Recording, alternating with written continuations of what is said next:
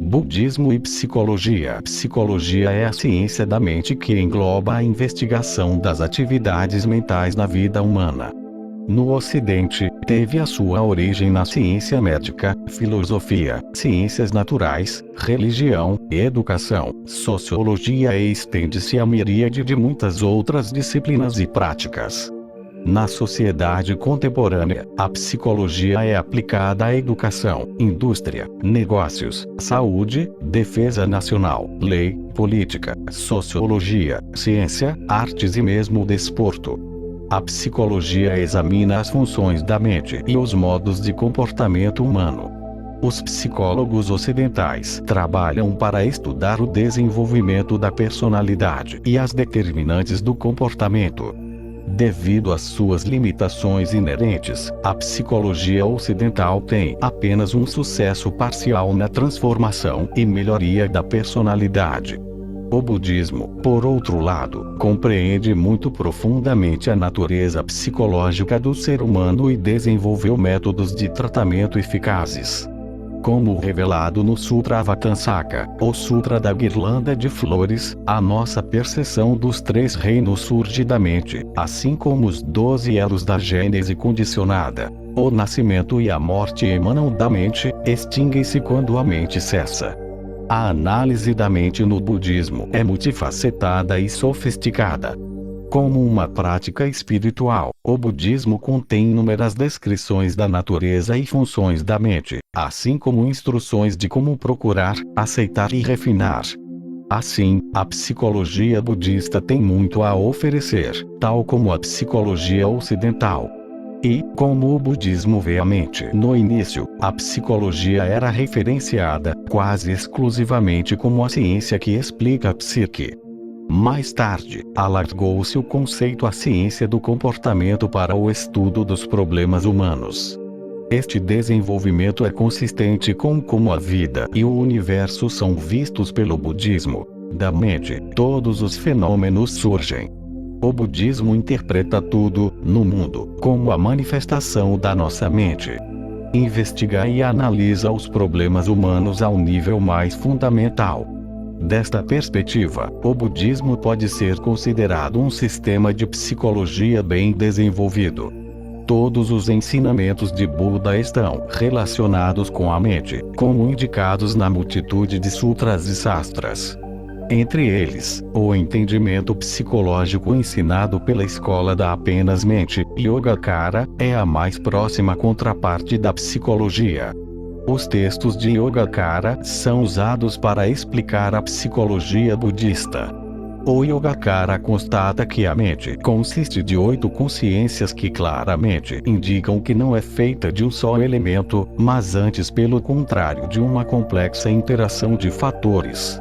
Estes fatores são as funções dos 6 órgãos dos sentidos do corpo humano: olhos, ouvidos, nariz, língua, corpo e funções mentais, mais a consciência que constantemente agarra o humanas, e a consciência alaya, a consciência que a armazena e é referida como a mestre da mente, nos textos budistas, que coleciona e guarda todas as sementes kármicas da mente no ciclo contínuo de nascimento e morte de todos os seres sencientes. Para um budista, o eu, neste momento, reflete tudo o que foi acumulado do passado. O eu no futuro depende das ações do presente. Isto é o que alguém recebe nesta vida é o que cultivou em vidas passadas. O que recebe numa vida futura é o que criou nesta vida. Os 3 reinos são a meira manifestação da mente, assim como as miríades de dharmas. Todos os fenômenos nesta vida e no universo não são mais que espelhos impressos nas nossas mentes através das 8 consciências. Os olhos, ouvidos, nariz, língua, corpo e mente discriminam e apegam a visão, som, cheiro, sabor, toque e pensamento. De acordo com a capacidade de cada indivíduo para discernir, estas imagens são processadas e reconhecidas como reais ou irreais e usadas para construir o que cada um acredita ser esta vida e o mundo. Na realidade, todas as coisas mudam constantemente num ciclo de formação, sustentação, destruição e vazio. Os nossos pensamentos e ideias também se formam, sustêm, mudavam e desaparecem instantaneamente no ciclo de nascimento e morte. Onde alguém pode encontrar uma vida ou um mundo que exista sem mudança? Tudo no universo pode ser apenas encontrado em percepções e interpretações. A consciência alaya é como um grande armazém, cheio de memórias do passado de amor, ódio, boa vontade, animosidade, que podemos não querer mais recordar nesta vida. Perpetuamente influencia as nossas ações e comportamentos no presente e refere-se como ignorância, no budismo.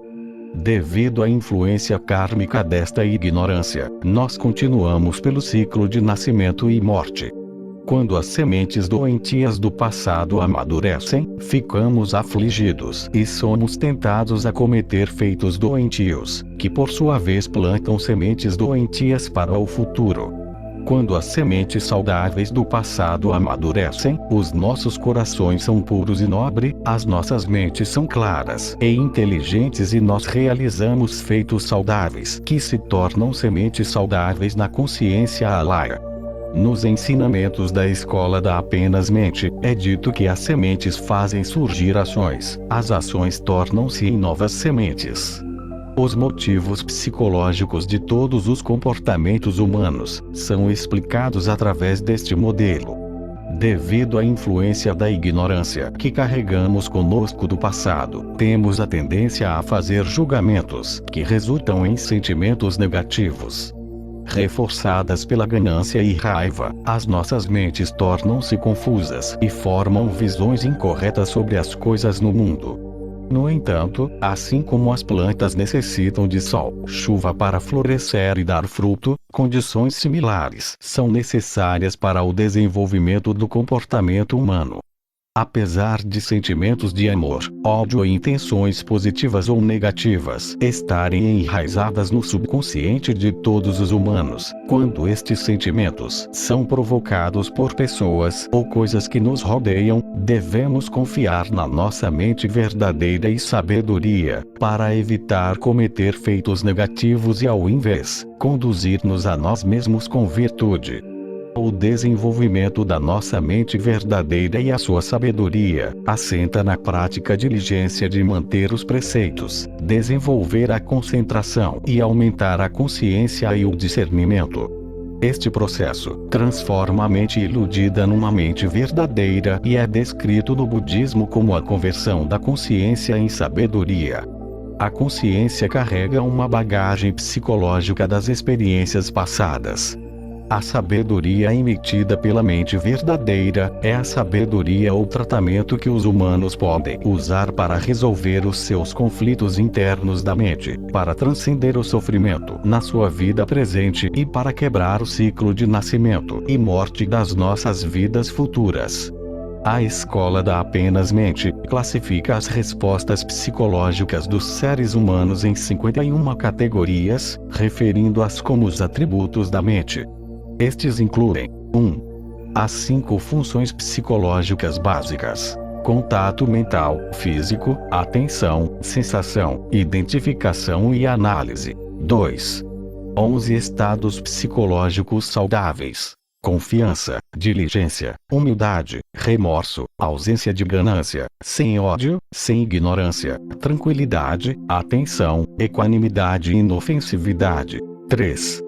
As 6 aflições raiz: ganância, ódio, ignorância, arrogância, dúvida e perspectivas incorretas. 4.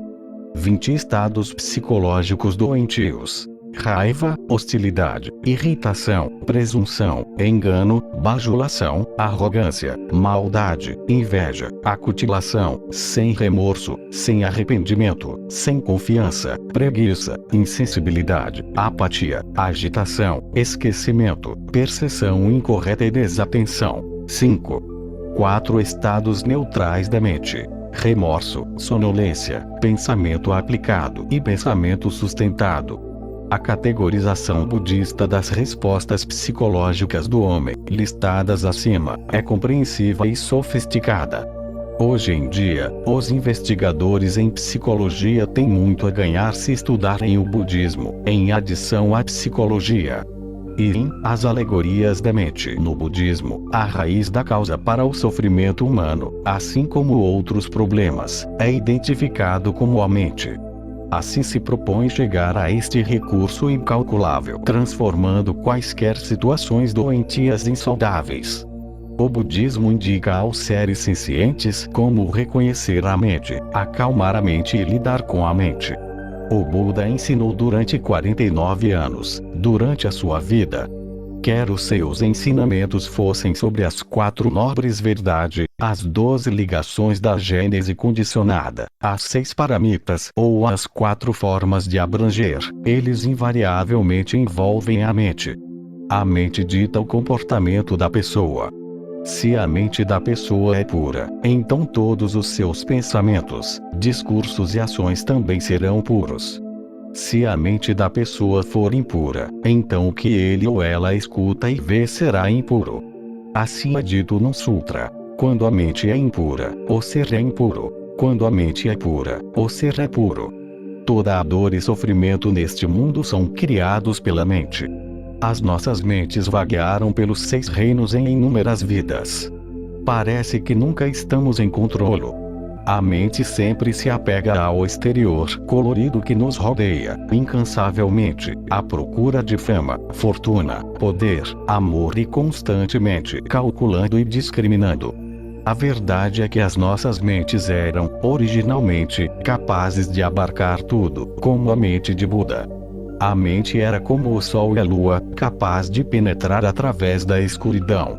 Era como um solo fértil, capaz de enriquecer as raízes da virtude e como uma árvore de mérito que sempre crescia. Era como um espelho brilhante, capaz de refletir tudo de forma clara e verdadeira. Era como um oceano, pleno de recursos e tesouros imensuráveis. Nos cânones budistas, Buda frequentemente usava histórias simples para descrever a mente. 10 destas histórias são sumarizadas embaixo. 1. A mente é como um macaco, difícil de controlar. Como se diz no velho provérbio, a mente assemelha-se a um macaco e os pensamentos parecem-se com cavalos. A mente é comparada com um macaco porque é hiperativa, sempre salta e balouçar entre as 3 partes. 2. A mente é rápida como um relâmpago e um trovão. É comparada ao relâmpago, trovão ou fagulha criada pelo choque de uma pedra. Funciona tão rapidamente que no momento do pensamento, já viajou através do universo sem obstrução. Por exemplo, quando alguém pensa sobre uma viagem à Europa ou América, imediatamente o cenário da Europa e da América surge na sua mente, como se essa pessoa já lá estivesse nesses locais. 3. A mente é como um veado selvagem, sempre atrás dos prazeres sensoriais, a todo momento. O veado selvagem corre pela natureza até ficar sedento. Na procura pela água, ele vagueia pelas 4 direções, à procura de um rio. A mente é como este veado selvagem. Dificilmente resiste à tentação dos 5 desejos sensoriais e dos 6 objetos sensoriais. Busca pela visão, som e outros prazeres sensoriais, em todas as alturas. 4. A mente é como um ladrão que rouba as nossas virtudes e méritos. O nosso corpo é como uma aldeia, com os 5 órgãos das sensações como sendo 5 entradas, e a mente é um ladrão na aldeia que rouba os nossos feitos benéficos e méritos que arduamente acumulamos, deixando uma impressão negativa na nossa mente e um estilo de vida empobrecido. O escolástico confucionista Wang Yangming disse: é muito mais fácil apanhar bandidos escondidos em partes selvagens que erradicar um bandido na nossa mente. Se pudermos domar o ladrão na nossa mente, tornando-o obediente e cumpridor, iremos tornar-nos os mestres das nossas mentes, capazes de cultivar virtudes e méritos superiores. 5. A mente é como um inimigo que inflige em nós o sofrimento. A mente age como os nossos adversários e inimigos, gerando problemas e causando em nós todos os tipos de dores e sofrimentos. Um sutra diz que a doença em si mesma é vazia porque é uma criação da mente. Se a mente é purificada, a doença irá desaparecer rapidamente. A mente tem a natureza de Buda como sua qualidade original, que é pura, livre e em contentamento. Mas inúmeras ilusões causam aflições ao corpo e espírito. Se pudermos eliminar as ilusões e perspectivas falsas, seremos capazes de fazer amizade com este inimigo. 6. A mente é como um servo a várias irritações. Age como se fosse o servo de objetos externos, aprovisionando e sendo guiada constantemente por estes objetos, resultando em inúmeras aflições. 7. Noutro sutra, disse que a mente tem 3 venenos, 5 obstáculos, 10 corrupções e 88.000 agravamentos. Estes impedimentos, obstáculos e impedimentos, são todos capazes de impedir a nossa visão, restringindo a mente e o espírito, tornando-nos inquietos. Para transformar a mente de um servo a um mestre, depende largamente em como a treinamos. 8. A mente é como um mestre que tem a mais alta autoridade. É o mestre do corpo. Possui a mais alta autoridade. Guia, governa e comanda tudo, incluindo os olhos, orelhas, nariz, língua, corpo e atividade mental para produzir sentimentos e funções cognitivas. 9. A mente é como uma fonte que nunca para. É similar ao correr da água que corre continuamente. Contém um potencial ilimitado, assim como imensuráveis tesouros. Se pudermos, efetivamente, usar a nossa fonte da sabedoria, tornar-nos-emos livres do medo da escassez. 10. A mente é como um artista que pinta. O Sutra da Guirlanda de Flores diz: a mente é como um mestre pintor experiente em pintar todo tipo de coisas. A mente pode desenhar diferentes tipos de imagens. Quando a nossa mente é inspirada pelos sensatos e sábios, a nossa aparência será de um sábio iluminado. Quando a nossa mente está ocupada pela malícia e hostilidade, a nossa aparência será dura e repulsiva, como a de um demônio ou fantasma. Por outras palavras, assim como a nossa mente muda, também muda a nossa aparência. 11. A mente é como o espaço e é sem limites. A natureza da mente é expansiva como o espaço ilimitado. É capaz de abarcar tudo no universo. Um sutra indica: se queremos compreender o estado iluminado de um Buda, devemos purificar a nossa mente para que se possa tornar vazia como o espaço. O espaço é vasto e enorme, sem fronteiras ou limites. O espaço suporta tudo, mas agarra-se a nada. Se queremos compreender os estados iluminados dos Budas, devemos expandir a nossa mente para que se torne ilimitada e sem fronteiras, como o céu, sem fricção, despreocupado como o espaço. Então, as nossas mentes serão capazes de abraçar todas as coisas no universo e beneficiar todos os seres sencientes. Formas de purificar a mente. A medicina contemporânea é muito avançada e todos os tipos de fármacos são amplamente disponibilizados.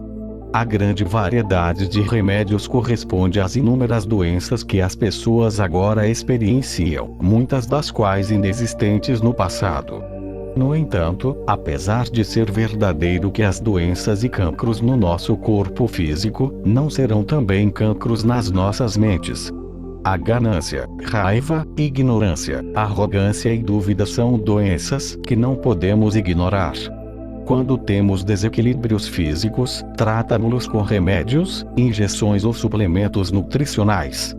Há um antigo ditado chinês que diz: os remédios apenas curam os sintomas das nossas doenças. Não irão curar a nossa verdadeira doença. A verdadeira doença é a doença da nossa mente. De fato, muitas das doenças físicas são causadas por fatores psicológicos. Os exemplos mais óbvios são as doenças do sistema digestivo. 80% destas desordens estão relacionadas com estresse emocional. Se pudermos manter uma mente equilibrada e pacífica, muitas doenças irão desaparecer. Se tivermos um distúrbio psicológico, que remédios beneficiarão nosso espírito? Disse que Buda criou 84.000 instruções para tratar as nossas 84.000 doenças tenazes. Por exemplo, se não erradicarmos a ganância ao mantermos os preceitos, as nossas mentes irão atuar com ganância e correrão selvagens. Se não ultrapassarmos a raiva com a prática da meditação, o nosso espírito viverá, para sempre, numa labareda de fogo, que fará a nossa verdadeira tranquilidade difícil de alcançar. Finalmente, a aflição da ignorância poderá ser unicamente curada através da sabedoria, porque a sabedoria é capaz de penetrar a escuridão da ignorância, desvelar o magnífico e tranquilo estado da mente original. Além das doenças mais graves causadas pelos 3 venenos, existem todos os tipos de doenças psicológicas que necessitam de ser tratadas, transformadas ou ultrapassadas. As seguintes indicações são tratamentos prescritos nos ensinamentos de Buda. 1. Uma mente calma é o antídoto para uma mente ocupada. O tempo da vida moderna é muito rápido e compacto. A maior parte das pessoas sofre de estresse causado por ansiedade e insegurança. Assim, nas nossas vidas cotidianas, é benéfico termos alguns minutos para praticarmos a arte da autocura, através do acalmar da mente e da sua purificação. Quando as impurezas nas nossas mentes são limpas, discernimento e sabedoria irão emergir da calma. 2. Uma mente benevolente é o antídoto para uma mente malévola. A mente, por vezes, é como aquela de um sábio, mas outras vezes é como a de uma pessoa perturbada, que divaga por aqui e por acolá, entre o positivo e o negativo. Quando a mente benevolente surge, tudo corre bem. Quando a mente malévola surge, resulta em milhões de contaminações. Assim, devemos erradicar a mente doente, guardar e manter os nossos pensamentos corretos para cultivar uma mente de bondade e compaixão. 3. Uma mente fiável é o antídoto para uma mente que duvida. Muitos erros e tragédias no mundo devem-se à dúvida e à suspeição. Por exemplo, a suspeição da traição de um amigo, infidelidade de um cônjuge ou a má vontade de um familiar. Quando a dúvida surge, é como uma corda que constrange o corpo, tornando os movimentos quase impossíveis. O Tratado da Perfeição da Grande Sabedoria, Mahaprajnaparamita Sastra, diz: os ensinamentos de Buda são tão vastos quanto o oceano. A confiança providencia os únicos meios para os alcançar. Construir confiança não só nos permite realizar a verdade dos ensinamentos de Buda, também nos capacita para sermos mais tolerantes perante os outros, a aceitar o mundo como é e fortalecer a nossa crença no Dharma. 4. Uma mente verdadeira é o antídoto para uma mente iludida. Devido aos apegos à noção de eu, referência pessoal e julgamento, a mente comum das pessoas está constantemente a discriminar, deliberar, criar incontáveis ilusões e respostas injustificadas. Para levar uma vida de verdade, beleza e virtude, devemos usar as nossas mentes sem discriminação ou dualidade, percebendo as coisas como são e tratando todos os seres sencientes, inerentemente, como iguais. 5. Uma mente aberta é o antídoto para uma mente estreita. Precisamos criar a mente como um oceano, capaz de receber toda a água de centenas de rios e afluentes, sem mudar as suas características. Somente uma mente que tudo abarca, com gratidão e paciência, é que nos pode libertar da mente invejosa e intolerante. 6. Uma mente equilibrada é o antídoto para uma mente fragmentada. Se a fortuna material é a única coisa de valor na vida, então iremos sentir angústia caso percamos a nossa fortuna. Se o amor comum é o foco da nossa vida, iremos sofrer tremendamente se essa relação amorosa não puder ser mais mantida. Onde quer que haja ganância e apego, existirá diferenciação e amarras. Como podemos ser livres? Será melhor que alguém reaja às possessões mundanas transitórias, às ilusões de apego, com uma mente equilibrada e equânime. Ao fazê-lo, irá tornar-se livre, imperturbável em todos os tempos e durante todas as ocasiões, sem quais apegos ou restrições. 7. Uma mente estável é o antídoto para uma mente impermanente. Apesar do budismo indicar que todas as coisas e fenômenos, incluindo pensamentos e sentimentos, são impermanentes, estando a mudar constantemente, também afirma que quando fazemos voto de servir os outros e não apenas nós próprios, o poder do voto e devoção é tão imensurável que vai além do universo. O Sutra da Guirlanda de Flores diz: assim que alguém invoque o Bodhisattva, o voto de alcançar a budeidade, é imediatamente iluminado. Um Bodhisattva que acabou de jurar o seu voto, tem uma mente tão pura quanto a de Buda.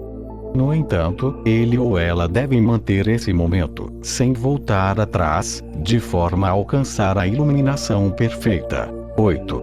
Uma mente desapegada é o antídoto para uma mente impulsiva.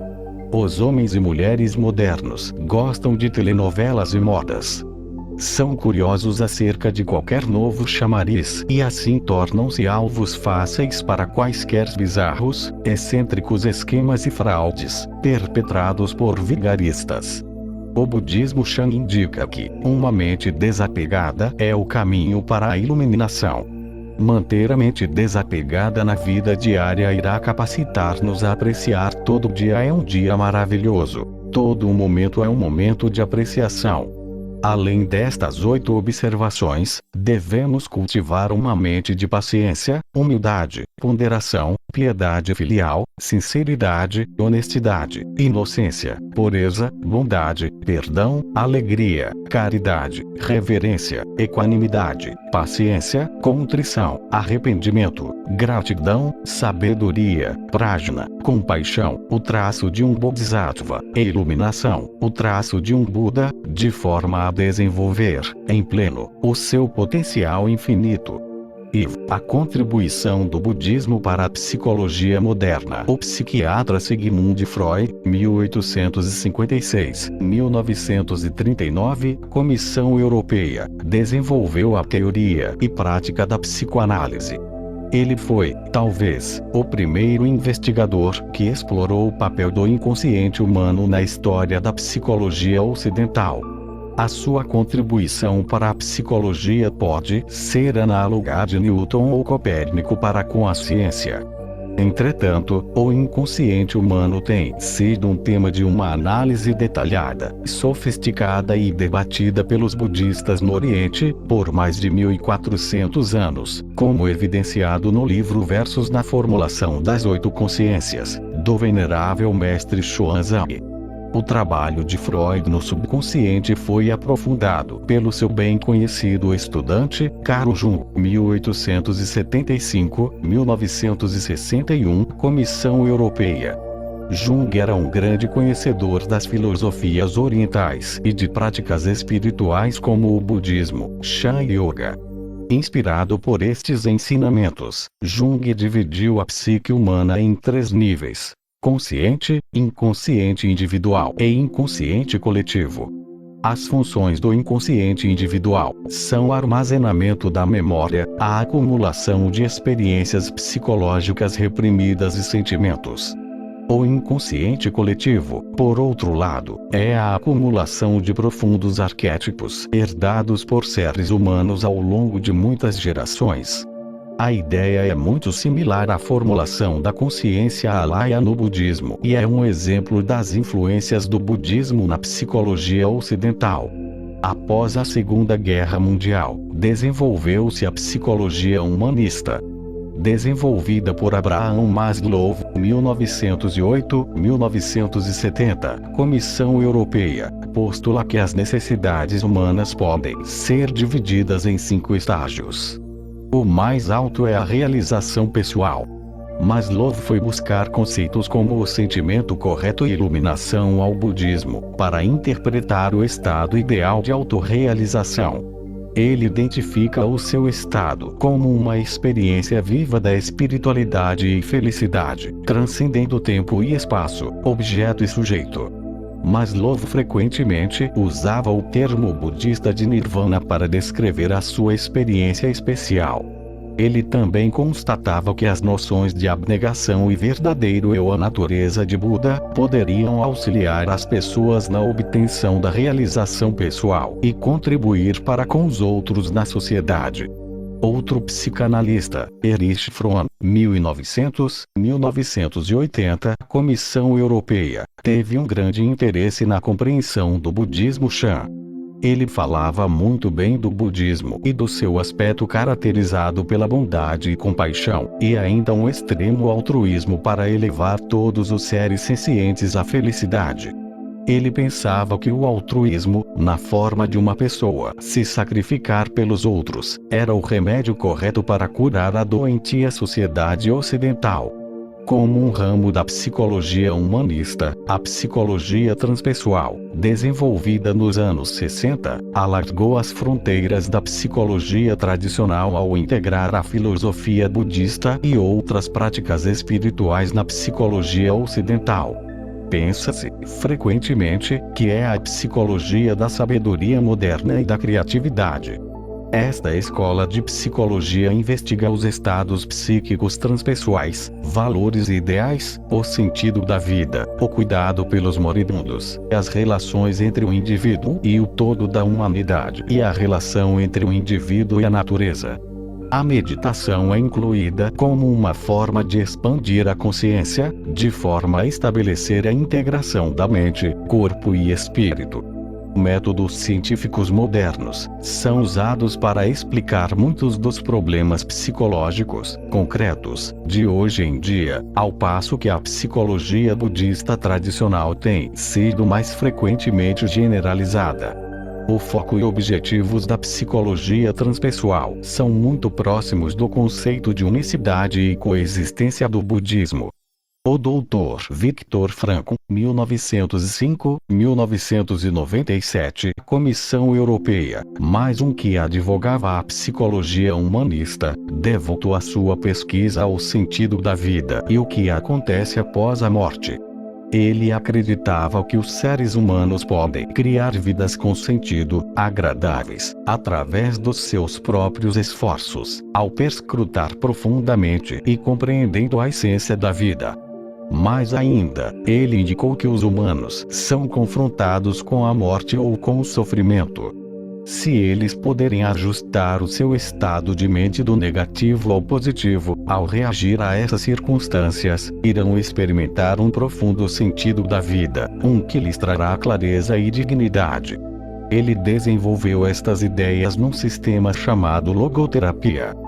Disse que a logoterapia pode ser uma extensão da ideia budista de que toda a percepção e conceito é criada pela mente. O Sutra Vimalakirti diz: se a mente for pura, o mundo é experimentado como puro. O budismo enfatiza a prática diária, o treino, para que se transcenda a vida e morte. Os escolares da psicologia humanista também viram a sua atenção para a relação entre a compreensão da vida, a morte e a libertação espiritual de cada um. No futuro, é prédito que uma maior integração irá ocorrer entre a psicoterapia do Ocidente e as práticas budistas do Oriente que levam à libertação do sofrimento. Apesar de vivermos num tempo de recursos abundantes, trazidos pelo rápido crescimento econômico e avanços tecnológicos, estamos extremamente vazios de espiritualidade. Quando o corpo e a mente são pressionados e magoados por vários tipos de tensões do ambiente exterior e somos incapazes de ajustar ou adaptar a eles, a desordem mental, como a ansiedade e a depressão surgem. A psicologia budista identifica a fonte de todo o sofrimento.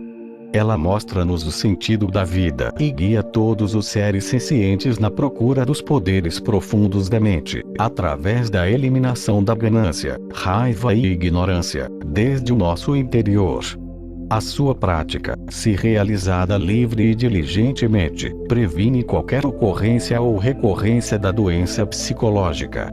Ajuda as pessoas a criarem uma saúde física e mental de forma a que possam caminhar em vidas de contentamento e realização. Desde os meados do século XX que a psicologia ocidental absorveu uma considerável sabedoria das culturas do Oriente. Baseado nisto, podemos constatar que a psicologia budista representa uma parte importante, compreensiva, da ciência da saúde mental. Ao adaptar-se às necessidades das pessoas, a psicologia budista, entre outras modalidades, irá ao encontro das necessidades do nosso tempo ao providenciar soluções para os problemas humanos e melhorar o nosso bem-estar.